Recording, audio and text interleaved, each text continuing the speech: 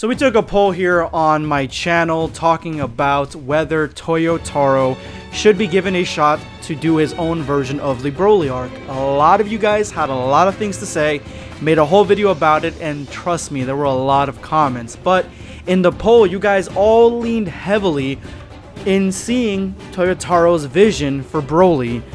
Well, it looks like we may not get that chance, because in chapter 42, after the Tournament of Power, he puts this, the art he did for Broly, and a picture of Frieza, and basically saying that we're not going to get to this story now.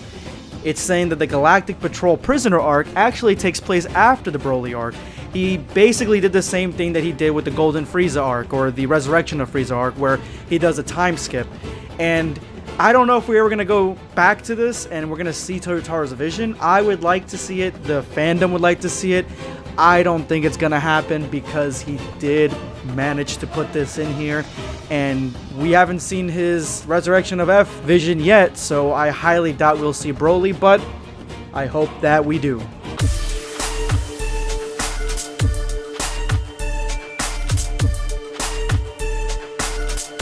Know your place, worm. Prepare yourself. Damn Saiyan. Speaking of which, real quick, yesterday was Thanksgiving, so I hope you guys had a fantastic holiday. I know mine was super, because I got to see my boy Goku flying around New York City for the first time in the Macy's Day Parade, and I was like a little kid again. It was phenomenal, honestly. It really was, and it touched my heart, and my kids got to see it, and they were excited too, especially one of my youngest. I hope you guys had as much fun watching that, if you could, as I did. Now, jumping into chapter 42, there were a lot of things I liked about this, and that's kind of the reason that I'm excited if Toyotaro does Broly, because I would like to see his vision, because I'm sort of flexing a little bit on his vision for the Tournament of Power, because he's done a lot of stuff right here. For one, he has basically added a whole layer of lore when it comes to demons. Now, Jiren's master was killed by a demon, and Vados explains that they cannot wish back people that were killed by demons, and Jiren blames himself for his master's death.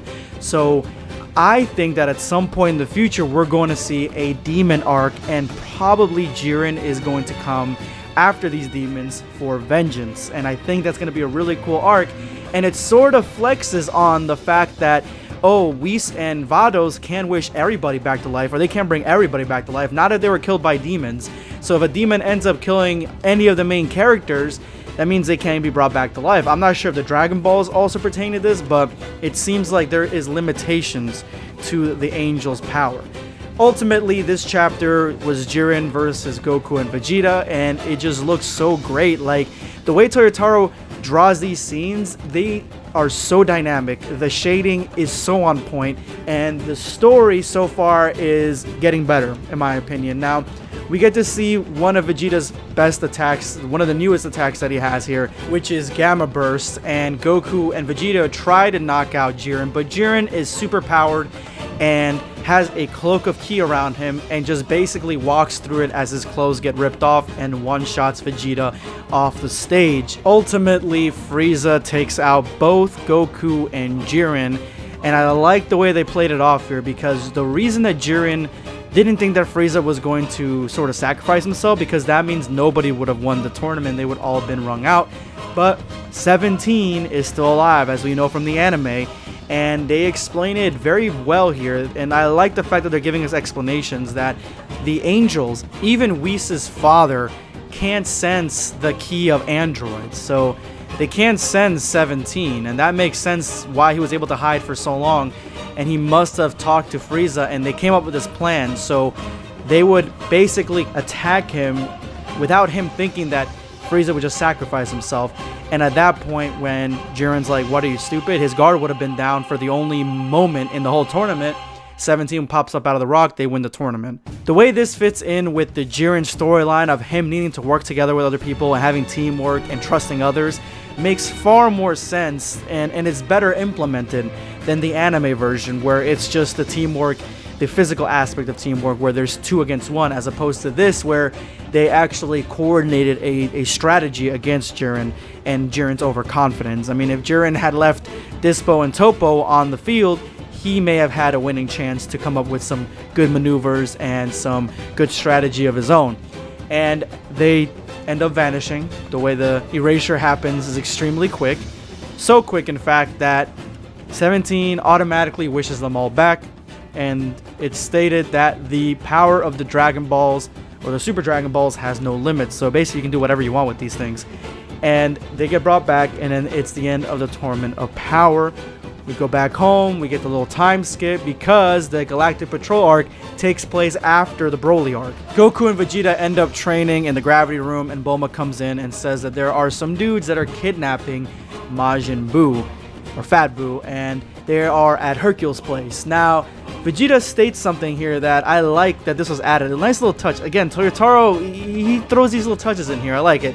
He states that they must be crazy. I mean, you wouldn't realize it just looking at him, but Fat Buu is extremely powerful compared to most characters. He is really powerful. So the fact that they're just kidnapping him is crazy. So Goku ends up instant transmissioning there. Goku just goes straight into attack mode, even though the guy, his name is Mirrors, he seems to know Goku and Vegeta maybe on reputation alone, but before he could even explain himself, Goku attacks all of them, and he has no choice but to stun Goku. Then, before Vegeta realizes what's going on, he stuns him as well, and they take them with them to explain on their headquarters. Now, I just love the way these two scenes look, and I don't really care, honestly, if he took Goku off guard and Vegeta off guard, and why were these laser beams able to just take them down. I'm done looking at this in a power scaling sense, I really am, and trying to explain the story that they're trying to make here with power scaling. I'm not going to do that anymore. I think that they're just trying to tell the story, and I'm fine with it, and I just love the art that goes behind these two scenes, and I actually like this new character. And then we found out more of Mirrors' backstory as to him being the top elite guy in the Galactic Patrol. He controls a good portion of the universe, and they took Fat Buu because they need to get the Supreme Kai out of him, the old Supreme Kai, because they have a prisoner that has escaped, and this Supreme Kai can help them, and that is how it ends. It ends on a cliffhanger, and I'm guaranteeing you this is going to be the arc that is in the anime.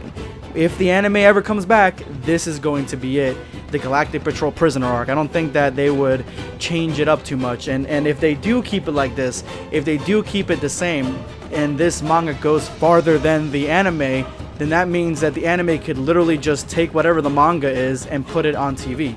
So it doesn't change it as much as to the other way around, where the anime usually comes faster than the manga and they gotta make up stuff. I think that this is going to be the blueprint for whatever the anime is. But I could be wrong. We could get something completely different. Alright guys, let me know in the comment section below what you thought of chapter 42. This is going to be BlackScape signing off. Take care guys.